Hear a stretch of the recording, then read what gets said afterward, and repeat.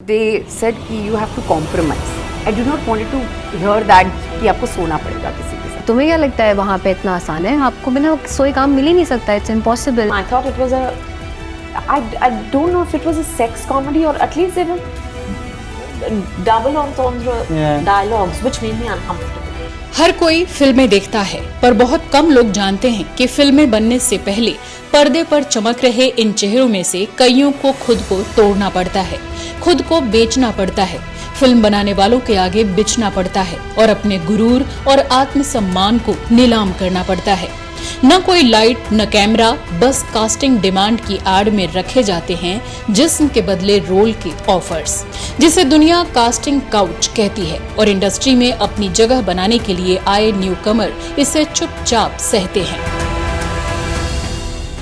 इस वीडियो में हम बात करेंगे कैसे नई अभिनेत्रियों और एक्टर्स का शोषण होता है और उन्हें काउच पर कास्ट करने की प्रक्रिया से गुजरना पड़ता है। कैसे तनुश्री दत्ता, महिमा चौधरी, ममता कुलकर्णी, जरीन खान, राधिका आप्टे, कंगना रनौत, विद्या बालन जैसी बड़ी अभिनेत्रियों को भी इसका सामना करना पड़ा और आयुष्मान खुराना, रणवीर सिंह, रवि किशन और सुशांत सिंह राजपूत जैसे कई टैलेंटेड मेल एक्टर्स भी इसके शिकार हुए, जिन्होंने मीटू में सामने आकर बताया कि कास्टिंग काउच सिर्फ लड़कियों की कहानी नहीं है। उनको हैरेस नहीं करना चाहिए, एक स्ट्रिंजेंट रूल्स होने चाहिए हर एक ऑर्गेनाइजेशन पे। बात सिर्फ फिल्म इंडस्ट्री की नहीं है, हर एक इंडस्ट्री की है। किन लोगों ने इस गंदे सिस्टम के आगे झुकने से मना कर दिया, भले उनका करियर खत्म करने की कोशिश की गई। Yes, in the industry there have been few very dangerous and scary people. Usually there are the extreme ones are like in Hollywood there was one and और किन लोगों ने इस कल्चर को अपनाया और आगे बढ़ते रहे। मुझको राणा जी माफ करना, गलती मारे से हो गई। और आखिर क्यों इंडस्ट्री के अंदर बैठे ताकतवर लोग इस सिस्टम को बनाए रखना चाहते हैं और हम दर्शक इस सिस्टम को सुधारने में कैसे अहम रोल निभा सकते हैं। दोस्तों, कहते हैं कि हर चमकने वाली चीज सोना नहीं होती और हर फिल्मी मुस्कान के पीछे एक स्याह सच्चाई छिपी होती है। बॉलीवुड एक ऐसी माया नगरी है जहां लाखों सपने हर दिन पलते हैं, लेकिन इन्हीं सपनों के पीछे छिपा है एक ऐसा कड़वा सच जिसे सालों तक या तो नजरअंदाज किया गया या दबा दिया गया।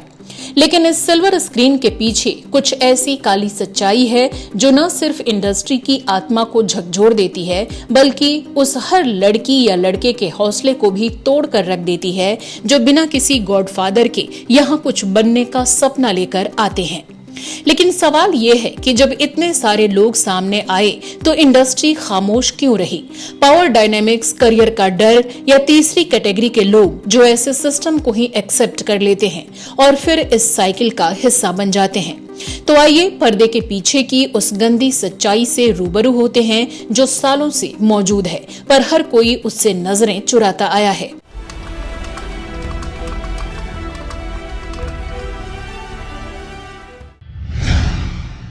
दोस्तों, शुरुआत वहीं से करते हैं जहां से इस कल्चर की सबसे बड़ी क्लिप बाहर आई थी। साल 2005 का शक्ति कपूर का वो स्टिंग ऑपरेशन जो आज भी सबसे इनफेमस बॉलीवुड स्टिंग ऑपरेशन माना जाता है, क्योंकि शक्ति कपूर ने आखिरकार ये एक्सेप्ट किया था कि हाँ, वो एक लड़की से मिलने गए थे जो हीरोइन बनना चाहती थी, उससे सेक्सुअल फेवर की बातें की थी और वो कोई देवता नहीं, एक इंसान है, इसलिए हर इंसान से गलतियां हो जाती हैं। And I said, God, this is not fair. I went to my temple, I said, God, I've not done nothing wrong. 28 March 2005 India TV की एक अंडर कवर रिपोर्टर, होटल का कमरा, छुपा हुआ कैमरा और बॉलीवुड की सबसे बदनाम क्लिप की रिकॉर्डिंग। ये वही स्टिंग ऑपरेशन था जिसमें शक्ति कपूर कैमरे के सामने वो सब कुछ बोल गए जो इंडस्ट्री सालों से दबी आवाज में कहती थी, लेकिन कभी कैमरे पर नहीं कहा गया था।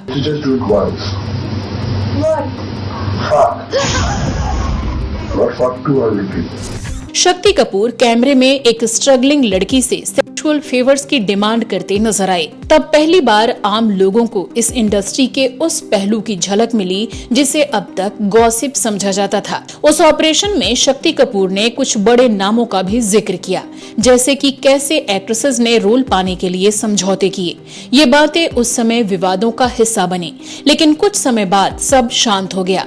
वही सन्नाटा जो इस इंडस्ट्री को सबसे ज्यादा सूट करता है। एक एक्टर जिसकी पहचान क्राइम मास्टर गोगो की थी, इस वीडियो के सामने आने के बाद वही शख्स रियल लाइफ में भी लोगों के लिए विलन बन गया। लेकिन इस वीडियो का सबसे खतरनाक हिस्सा सिर्फ एक्टर की गिरी हुई डिमांड नहीं थी, बल्कि वो खुलासे थे जिनमें उन्होंने इंडस्ट्री की बड़ी एक्ट्रेसेस के नाम लिए और इशारा किया उस डार्क सिस्टम की तरफ जिसे दुनिया कास्टिंग काउच के नाम से जानती है। दोस्तों, आपको बता दें कि अपने पिछले वीडियो में हम पहले ही कवर कर चुके हैं कि क्यों शक्ति कपूर ने सुभाष घई और ऐश्वर्या राय का नाम लिया था और उन पर कास्टिंग काउच के आरोप लगाए थे। तो उसे आप डिटेल में आई बटन पर क्लिक करके या डिस्क्रिप्शन में दिए लिंक से देख सकते हैं। फिलहाल हम उसकी चर्चा नहीं करेंगे, लेकिन बेहद शॉर्ट में आगे जरूर इस पर बात करेंगे।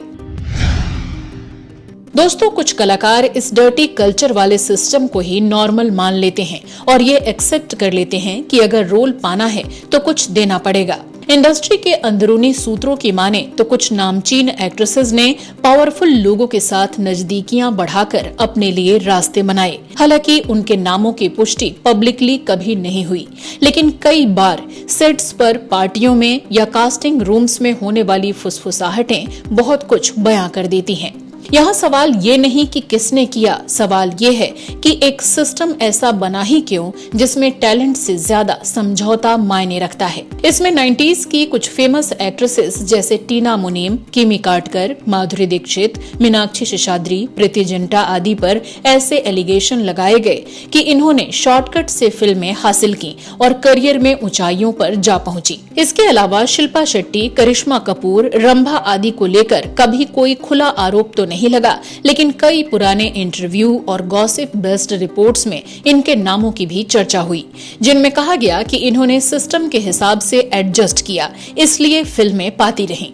साथ ही ममता कुलकर्णी ने भले ही राजकुमार संतोषी पर फिल्म से निकालने के आरोप लगाए, लेकिन इन्हें लेकर भी अक्सर कई तरह की बातें की गईं।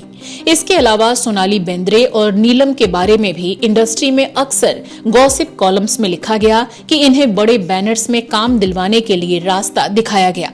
हालांकि इनमें से किसी ने पब्लिकली इसे एक्सेप्ट नहीं किया और करेंगे भी क्यों।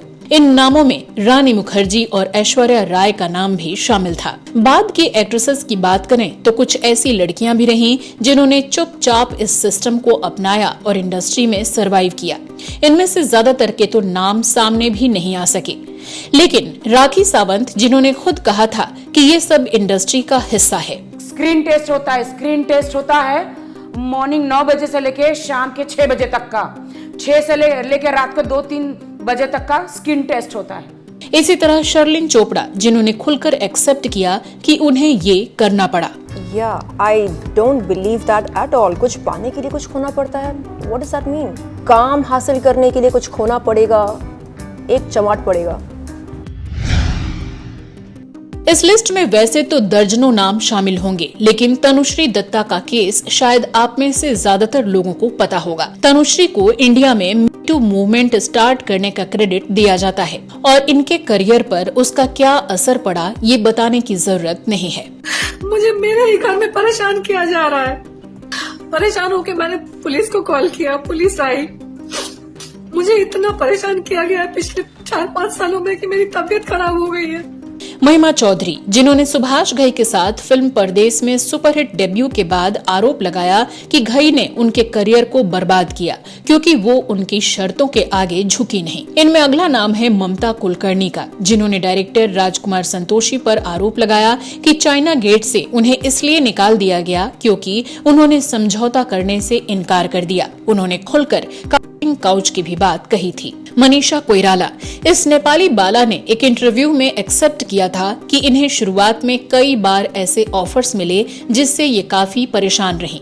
इसमें सुभाष घई का नाम भी लिया गया, लेकिन इनका कहना था कि इन्होंने इसके लिए नकार दिया। हालांकि बाद में इन्होंने अपने आरोपों को लेकर चुप्पी साध ली। नम्रता शिरोडकर, इन्होंने एक इंटरव्यू में बताया था कि 1-2 मौकों पर इन्हें कंप्रोमाइज के लिए इनडायरेक्ट रूप से कहा गया, लेकिन इन्होंने ऐसे फिल्म मेकर से बिल्कुल दूरी बना ली।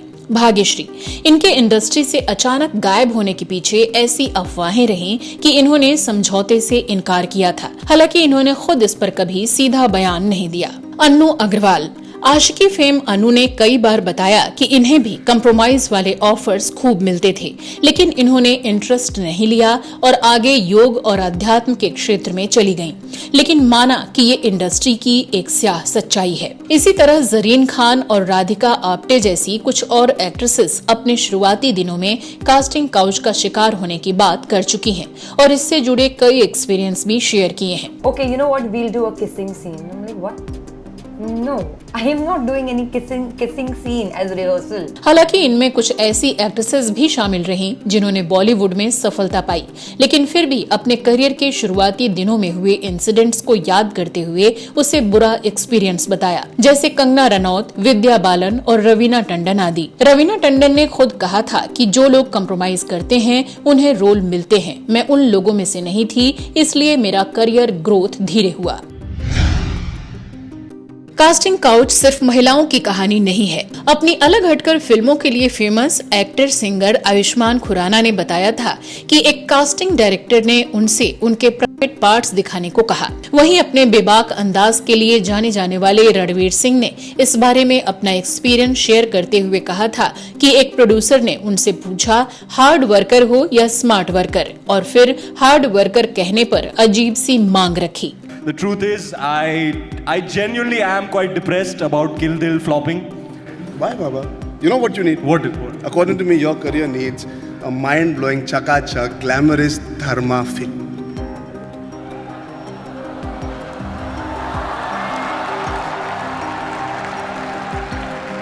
That's my position, Ranveer.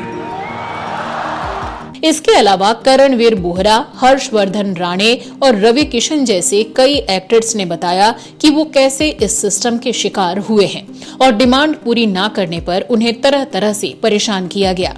Her industry में ऐसी घटनाओं से आप जब छरेरे होते हैं, आप सुंदर होते हैं, फिट होते हैं, आप अपने यौवन में होते हैं, जवानी में जिसको कहते हैं, और आपके पास पैसे नहीं होते और आपके पास स्ट्रगल, आपके पास कुछ नहीं रहता, तो इस तरह के अटेम्प्ट आप पे अक्सर होते हैं। इसी तरह सुशांत सिंह राजपूत के इस दुनिया से चले जाने के बाद उनको लेकर भी दबी जुबान में ऐसी खबरें आईं कि उन्हें करण जौहर द्वारा कंप्रोमाइज करने के लिए कहा गया और जब उन्होंने इनकार कर दिया तो उनकी फिल्म को होल्ड पर डाल दिया गया। आगे जब रिलीज हुई भी तो उसकी कोई मार्केटिंग नहीं की गई और इन्हें तरह तरह से परेशान किया गया।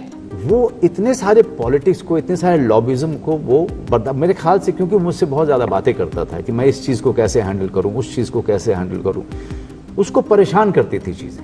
करण जौहर पर सुशांत को भावनात्मक तौर पर तोड़ने और करियर ब्लॉक करने के आरोप लगे, लेकिन इन मेल एक्टर्स की कहानियां और ज्यादा दबी रह जाती हैं क्योंकि मर्द को दर्द नहीं होता वाली बात सामने आ जाती है। अगर कोई मेल पर्सन इस तरह की घटनाएं या आप बीती शेयर करना भी चाहे तो बाहरी लोगों को तो छोड़ ही दें, उस पर्सन के दोस्त और रिलेटिव्स ही उसका मजाक उड़ाने लगते हैं। दोस्तों, वैसे तो करण जौहर पर सीधे तौर पर कभी कोई कानूनी या गंभीर औपचारिक आरोप नहीं लगे, लेकिन कई मौकों पर सोशल मीडिया या रेडिट वगैरह पर या इंडस्ट्री से जुड़े लोगों द्वारा इशारों में इनका नाम जरूर लिया गया। उन पर ऐसे एलिगेशन लगे कि वो कुछ मेल एक्टर्स को फिल्मों में लेने के लिए पर्सनल लेवल पर फेवर मांगते हैं, उन्हें अनकंफर्टेबल ऑफर्स देते हैं या इंडस्ट्री में उनके कुछ फेवरेट्स को बार बार मौका दिया जाता है, चाहे वो टैलेंटेड हो या ना हो। एक टीवी एक्टर ने तो खुलकर कहा कि उन्होंने कथित रूप से सेक्सुअल फेवर देकर एक रोल हासिल किया जो करण जौहर की फिल्म से जुड़ा था। हालांकि पिंक विला वेबसाइट ने उस एक्टर की पहचान छुपाते हुए ये खबर छापी। इसके अलावा और भी कई एक्ट्रेसेस और एक्टर्स ने समय समय पर इस इंडस्ट्री की कलई खोली और कहा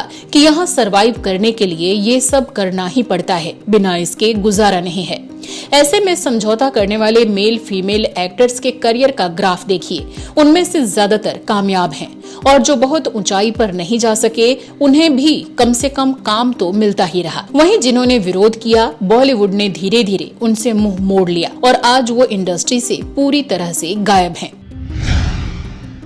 मीटू मूवमेंट जब इंडिया में पहुंचा तो नाना पाटेकर, आलोकनाथ, कैलाश खेर और सुभाष घई जैसे कई बड़े नामों पर आरोप लगे, लेकिन आखिरकार हुआ क्या? जिन्होंने आवाज उठाई वो गुमनाम हो गए और जिन पर आरोप लगे वो आज भी काम कर रहे हैं। इंडस्ट्री के पावर सेंटर्स में बैठे लोगों ने चुप्पी साध ली, ना कोई एक्शन हुआ, ना बहिष्कार, ना ही उनकी फिल्मों को रिजेक्ट किया गया। चलो बॉलीवुड इंडस्ट्री गंदी और करप्ट है, लेकिन आम दर्शक तो ऐसे लोगों की फिल्मों का विरोध कर सकते थे। जब बेशरम रंग गाने और केरल स्टोरी, कश्मीर फाइल्स, पद्मावती, फूले आदि फिल्मों के खिलाफ लाखों लोग सड़कों पर उतर सकते थे, तो मीटू में फंसे कलाकारों की फिल्मों का बायकॉट करने के लिए क्यों सामने नहीं आए? क्यों बॉलीवुड के अंदर बैठे ठीक ठाक लोग भी उस कंफर्टेबल सिस्टम को बदलना नहीं चाहते और तालाब की गंदगी को साफ करने में कोई इंटरेस्ट नहीं दिखाते? और क्यों बाहर बैठे आप और हम इस कल्चर को जानते हुए भी उन्हें सबक नहीं सिखाते, इनका विरोध नहीं करते? और हाँ, विरोध पूरे बॉलीवुड का नहीं करना है, क्योंकि इससे लाखों लोगों की रोजी रोटी जुड़ी है। पूरी दुनिया में इसका नाम है, देश की जीडीपी में इसका बड़ा योगदान है। बल्कि विरोध सिर्फ उन बुरे लोगों और उनके डर्टी कल्चर का करना है जो इस सड़ांध की बदबू को बढ़ावा देते हैं, और उस सिस्टम का करना है जो इसे इंडस्ट्री में नॉर्मलाइज करने में लगा है।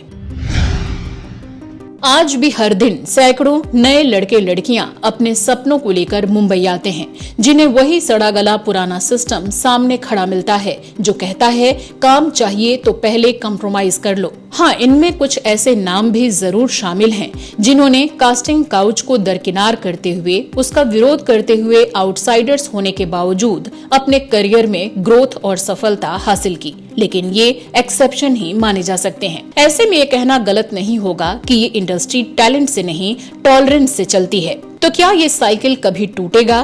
क्या कोई सिस्टम बनेगा जहां टैलेंट को उसका हक बिना किसी शर्त के मिल सके? या फिर ये माया नगरी यूं ही हजारों सपनों को निगलती रहेगी, उन्हें कुचलती रहेगी, उनकी आत्मा को चोटिल करती रहेगी? फैसला हम सबको करना है, दर्शकों को भी और इंडस्ट्री को भी, क्योंकि चुप्पी भी एक तरह की सहमति ही होती है। दोस्तों, आपका इस पर क्या मानना है? क्या आपने भी कभी किसी दोस्त या पहचान वाले के साथ ऐसा कुछ होते सुना या देखा है? और अगर कल आपकी बेटी या बहन या दोस्त इस इंडस्ट्री में जाना चाहे तो क्या आप उसे भेजना चाहेंगे? ये सवाल सिर्फ दर्शकों से नहीं, इंडस्ट्री से भी है। आप सबकी इस पर क्या राय है? नीचे कमेंट में जरूर बताइए, और इस वीडियो को ज्यादा से ज्यादा शेयर कीजिए ताकि अगली बार कोई कास्टिंग काउच को सिर्फ अफवाह ना कह सके, और इस इंडस्ट्री में करियर बनाने को जाने वाले हमारे बच्चे भी सावधानी और सतर्कता से जा सकें। मिलते हैं अगले एपिसोड में डीप डाइव, फैक्ट्स और स्ट्रॉन्ग नैरेटिव के साथ एक और रिसर्च बेस्ड वीडियो लेकर। तब तक के लिए नमस्कार।